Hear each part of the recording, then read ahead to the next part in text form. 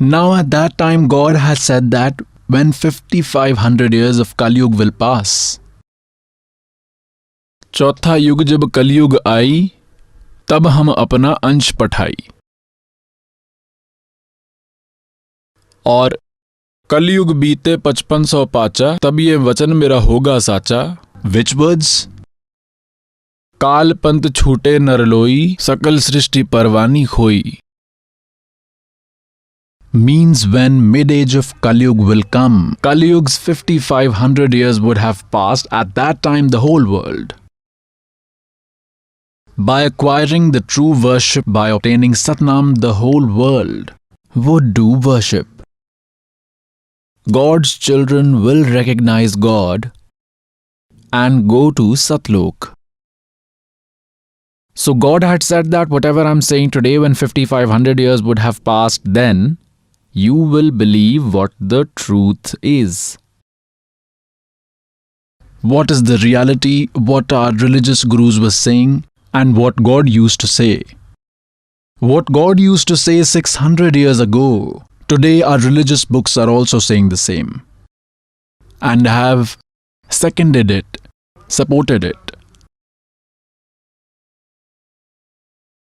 So pious souls, God says that you get knowledge from coming to a satsang. That with what kind of hope you all are living here. Your own family and your property. God says that this is a conspiracy by Kal to keep you entangled. In here it is a trap, a well thought out plan. And until you understand this, you cannot do any worship. And neither can you attain salvation. It does not mean that we don't require our families at all. Just consider that these all are the children of God. You too are children of God because of your impressions of previous deeds, whatever role you are in. Whatever role you are playing, someone is a son or a daughter. Someone is a husband or a wife, father or mother-in-law, father, mother, uncle, aunt, or nephews. So this is your own creation of relations of this world and your impressions of previous deeds. And considering them all to be the children of God, so in this way, how should you behave with all these children of God? For instance, how does a servant behave with the owner's child? It is not his own, but he has to take care of him, look after him a lot more than his own child. So this is a good enough signal to a sensible person on how to live with his family in this world.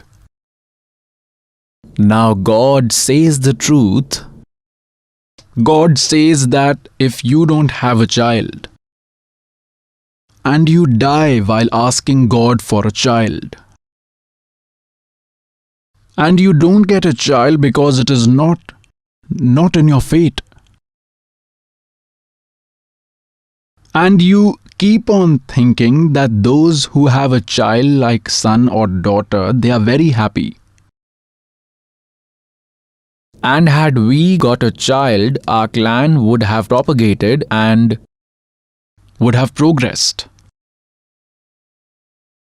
Pious souls, these are the inspirations given by our religious gurus and their thoughts, which are against the Suksham Ved, that is spiritual knowledge.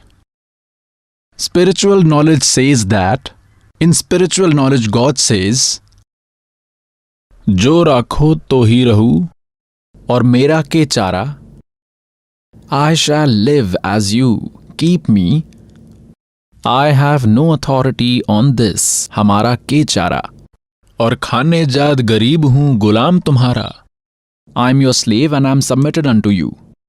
For instance, in olden days, rich people like businessmen, traders, kings used to buy slaves like animals are bought.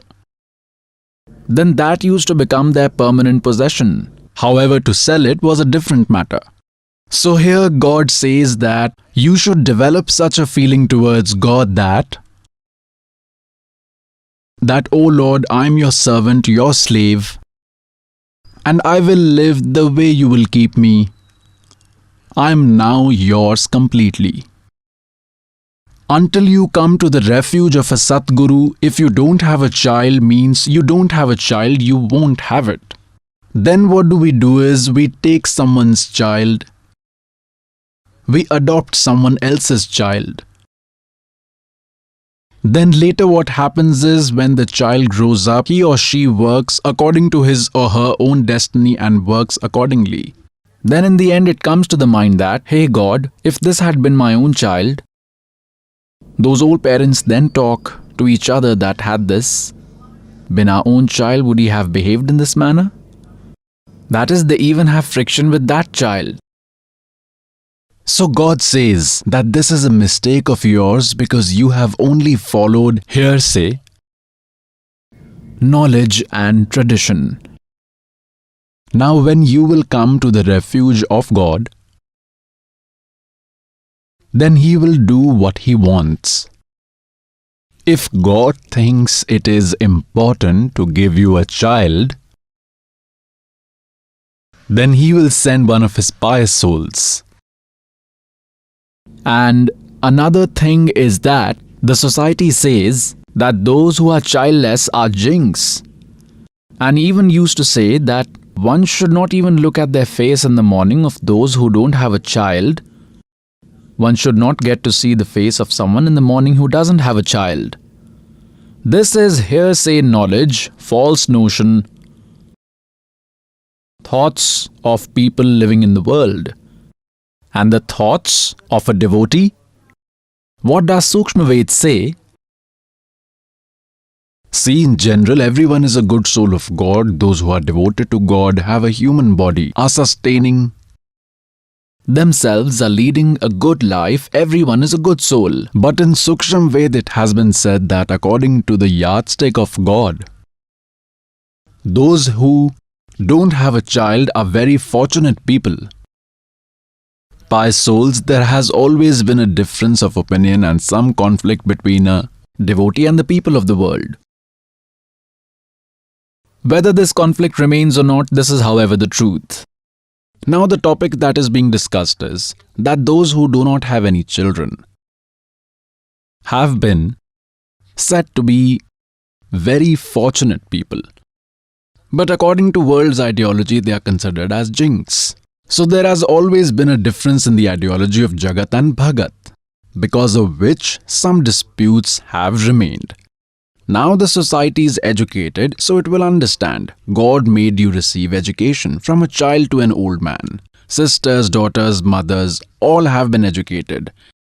And we have made such instruments, invented internet, and made computers. So we will also make an internet of God's name. We will use our brain in this too. So here God says कि जैसे एक लेवा एक देवा दूतम और कोई किसी का पिता न पूतम, ये तो ऋण संबंध जुड़ा एक ठाटा. Like Das tells the story repeatedly.